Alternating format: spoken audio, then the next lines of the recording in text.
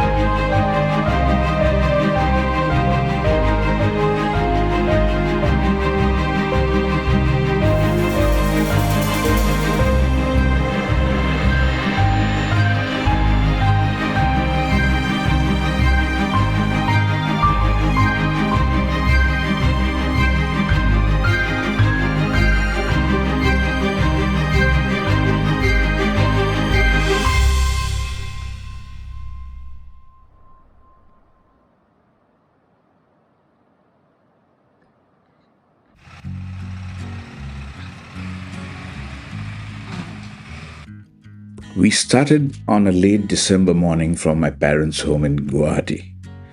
Four of us were to ride, but two got cold feet, so it was just me and Bhaskar. We headed for Kaziranga 200 kilometers away. There's something surreal about doing a road trip through a place that was once home, a place I grew up in. As we rode through the countryside, the sights, the smells stirred memories that I had thought had faded away. The fresh air, the smell of the forests as we rode through, brought back memories of the times we used to travel by the same road to meet uncles, aunts, and cousins. In fact, I made it a point to stop and meet some of them.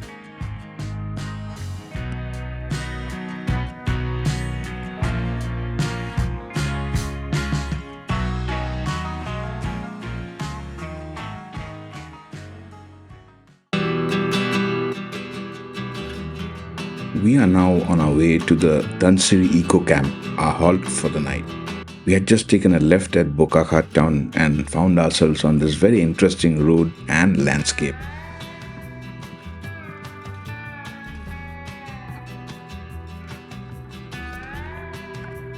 As we rode through what can best be described as a trail that meandered through a village of local missing people, my anticipation grew until we finally arrived at the resort and were warmly greeted by the owner, Gautam Saikia.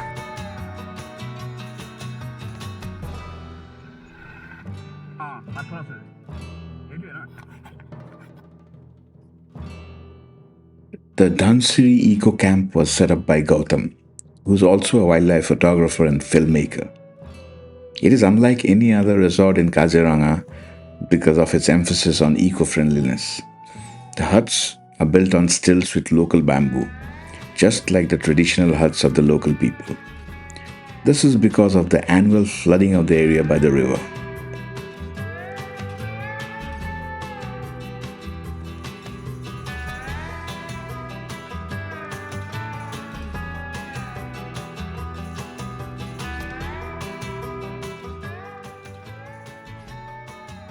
The amenities at best can be described as minimum. The food served is local and the menu is simple, all ingredients being sourced locally.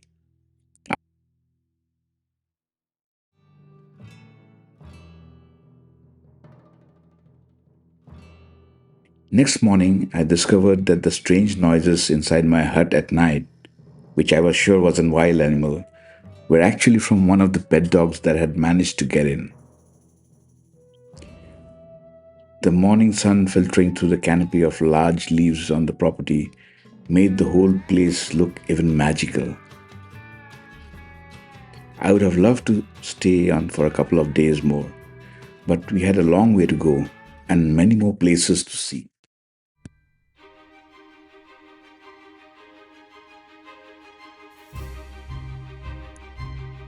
We are now heading to Dumduma, a historic tea town of Assam, to meet with our friends Rajiv and Uttara. Both grew up in that region and were visiting their hometown, and upon hearing about our travels insisted that we spend a night with them before proceeding to Arunachal Pradesh. Our plan was to continue on our journey next day, but Uttara insisted that we spend one more day with them so that they can show us around.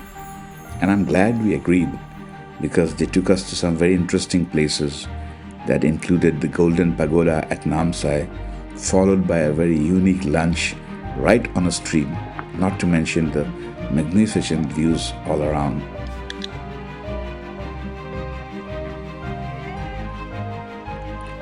But the highlight had to be the spectacular sunset on the Bhupena Hazarika Setu over the Brahmaputra river near Dumduma. The bridge is one of the longest in India.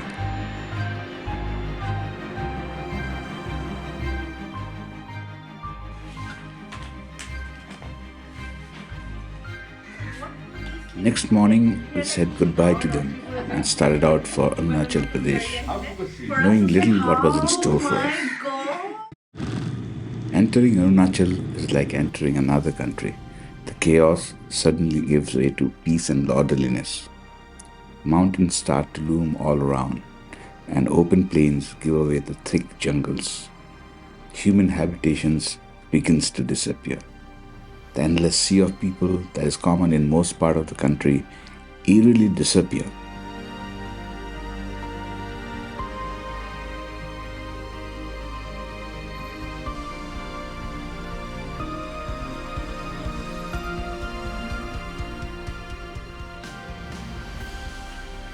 This place is Parasuram Kund, which is a very important place of pilgrimage for the Hindus.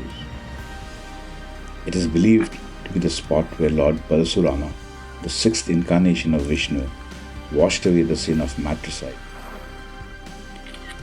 Legends aside, it is a place of spectacular natural beauty, with the pristine waters of the Lohit river cutting through the dense forests and hills of the Mishmi Plateau.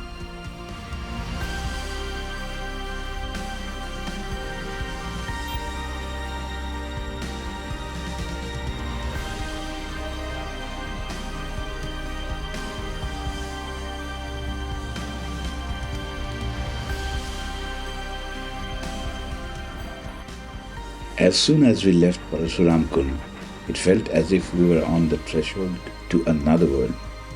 The road immediately began to rise, coiling into the hills, and narrowed with every turn until the familiar comfort of asphalt gave way to loose gravel. It was as if we had left civilization behind.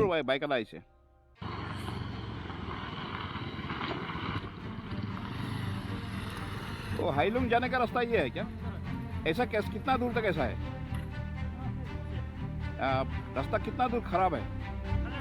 हाँ हाँ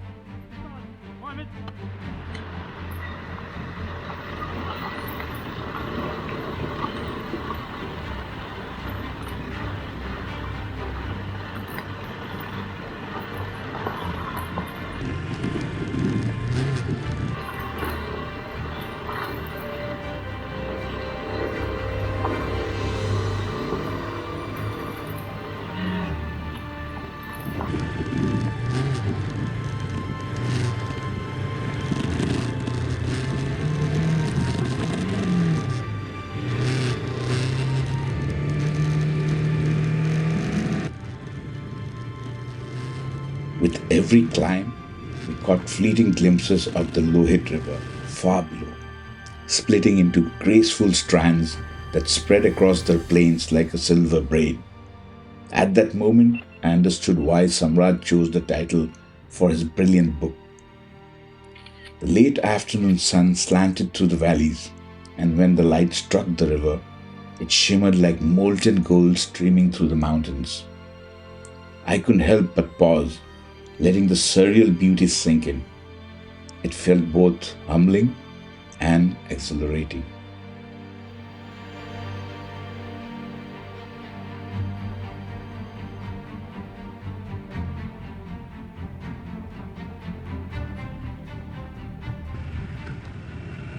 As we headed deeper into the mountains, darkness descended quickly, as is usual in these eastern regions. It was now just the two of us, the steady hum of our engines, and the road ahead. Every meter traveled east was a step deeper into the wilderness. The air grew sharper, and the feeling of isolation even more profound.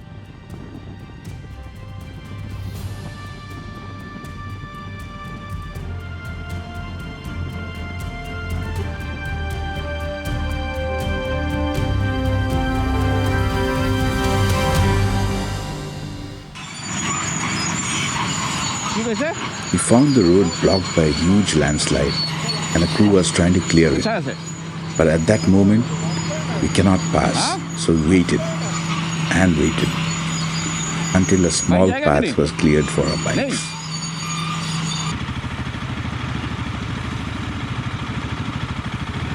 Bhaskar went ahead but hit a big rock and crashed. It wasn't serious, but shook his confidence completely. इसको ठेल के push करके लेके जाएंगे, push करके लेके जाएंगे। जा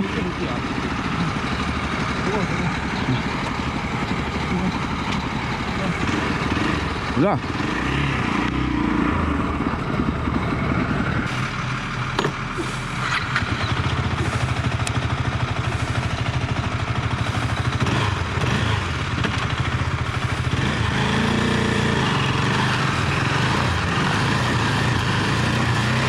We continued into the night. It was pitch dark, cold, and the road was getting worse. It didn't help that by now we had been riding for more than 9 hours. रखी दिया এখন যাই দাও দিয়া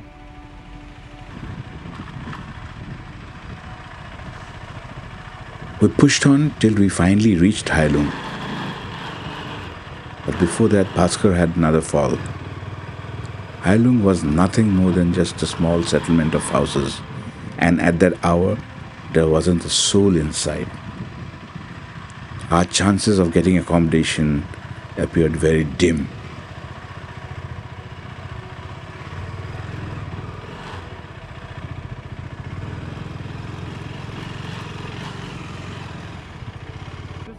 At this point, I need to introduce Ensung Mantao, He has a Geo number. a local I met in Namsai on my way I here. have Vodafone. I had contacted him over phone earlier after a friend gave me his number as I wanted to know the condition of the roads.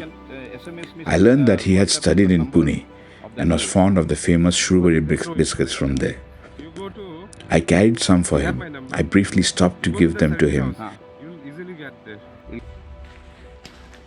He advised me to call him if we needed any assistance. And call him we did when we couldn't find any place to stay. Not only did Ensung guide us to the government guest house in Khuppa, but he also called up the manager who had retired for the night and ensured we were given a room and some desperately needed food. Ensung was truly a providence for us. हाँ हाँ खिड़की वो वाला अच्छा उधर जाना है कितना अभी अभी रेडी है बढ़िया हाँ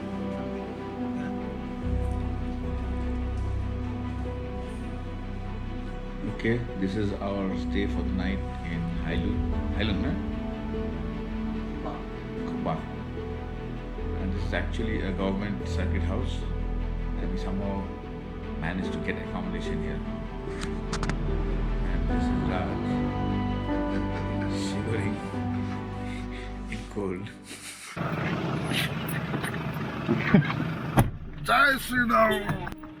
The ordeal of the previous night had shaken Bhaskar, and we decided we will continue the journey in a car we managed to hire. The driver was a local, and he agreed to drive us all the way to Kibithu and back.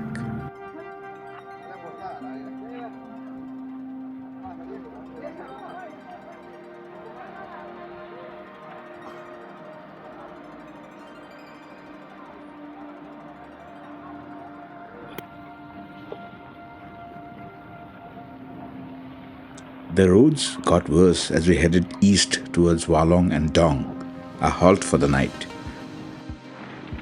The roads were being worked on too, but the massive impact on the environment was clear. It was a heavy price to pay for national security.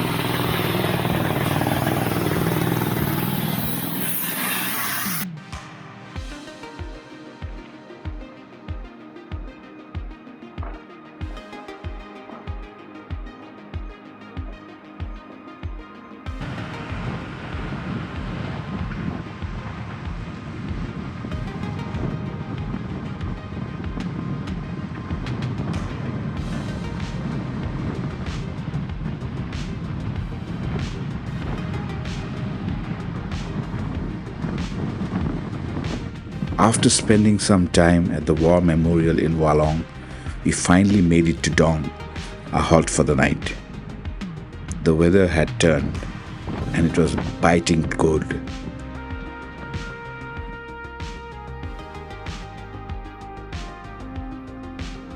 Dong is a tiny village nestled in a valley flanked by towering mountains. The Lohit flows along this little village after entering the country further upstream at Kibithu. It is high up from one of these mountains here that the first sunrise from Indian soil can be seen.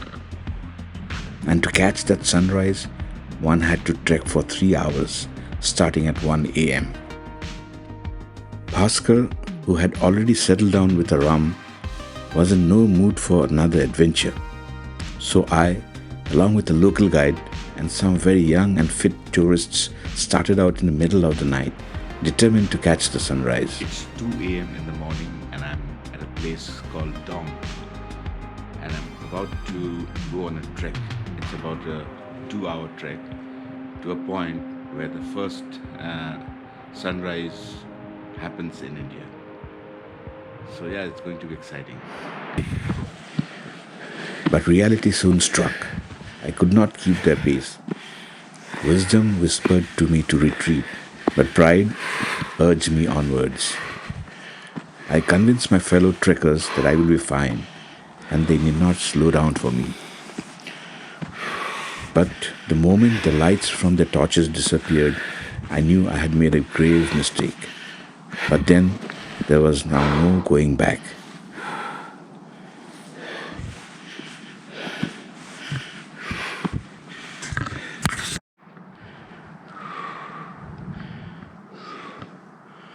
There's nobody around here now. Funny. Absolutely nobody. I'm halfway up the trek, and I can tell you it's difficult, very difficult. It's almost like a vertical climb. I'm not sure that I can make it there, but I will give it. High up in the mountain with near zero visibility, I found myself lost. The hours that followed were a harrowing ordeal as I battled a trail as steep as a goat's path, with perilous drops lurking on one side. Each attempt to pause for breath was met with the icy grip of hypothermia, compelling me to press on. In the suffocating darkness, ascending seemed the only option. As I struggled, the sky started to lighten against the silhouette of the pine trees.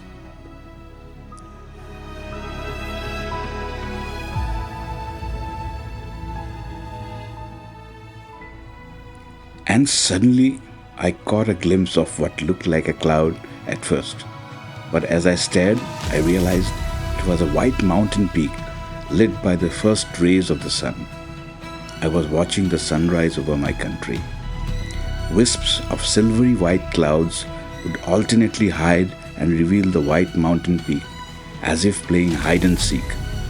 The last couple of hours of struggle, the spectacle of the clouds and the mountain peak as the sun rose, all came together to make what is surely one of my most intense and emotional moments of my life.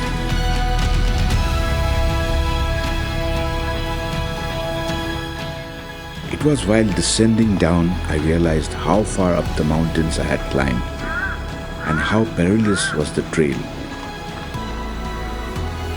Look at the drop. One wrong step and we've had it. So the idea is not to look down, just look ahead and try not to miss any step or slip. But our journey was not over as we headed to Kaho, the first village on the Indian side, and Kibithu, where the Lohit enters India.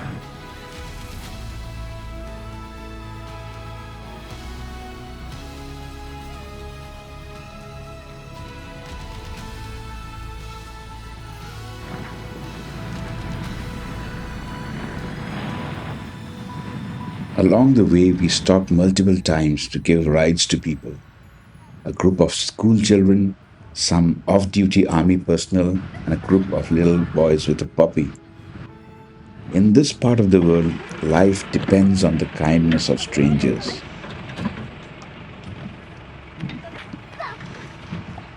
We headed back to Assam early, determined not to make the same mistake of riding at night again.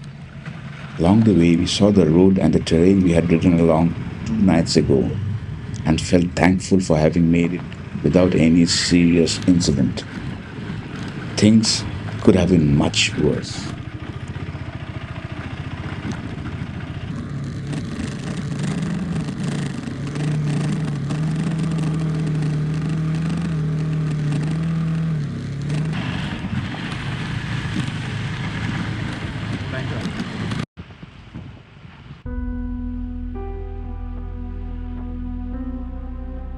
From the moment we started climbing the mountains of Arunachal, the Lohit was a constant companion, sometimes dropping out of sight, sometimes appearing suddenly, sometimes flowing calmly, sometimes raging angrily, but always there, as if keeping an eye on us. Flowing through the remote valleys and deep forests, the Lohit carries with it the whispers of ancient trade routes, tribal legends, and the untamed beauty of the eastern frontier before merging with the Brahmaputra in Assam.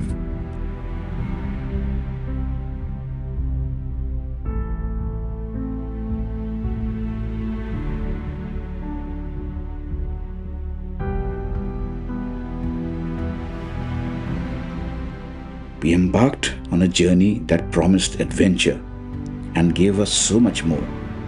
Along the plains of Assam and the winding roads of Arunachal, we discovered places that felt both new and deeply familiar. Every turn was a step into memory, every mile a story waiting to be told. This was not just a ride, it was a journey into ourselves, facing fears, pressing on into the unknown, and embracing whatever lay ahead. The land revealed its soul in the pristine beauty of its rivers, forests, and mountains, and in the vibrant culture, history, and people. Along the way, we met strangers who felt like old friends, those who lifted our bikes when we fell, those who gave us directions, and those who reminded us of the quiet, unshakable goodness that lives in people. We set out in search of a sunrise and found not just one, but countless sunrises, each carrying with it a story of wonder, of discovery, and of human connection. These are the stories we'll carry with us, etched into our hearts for a lifetime.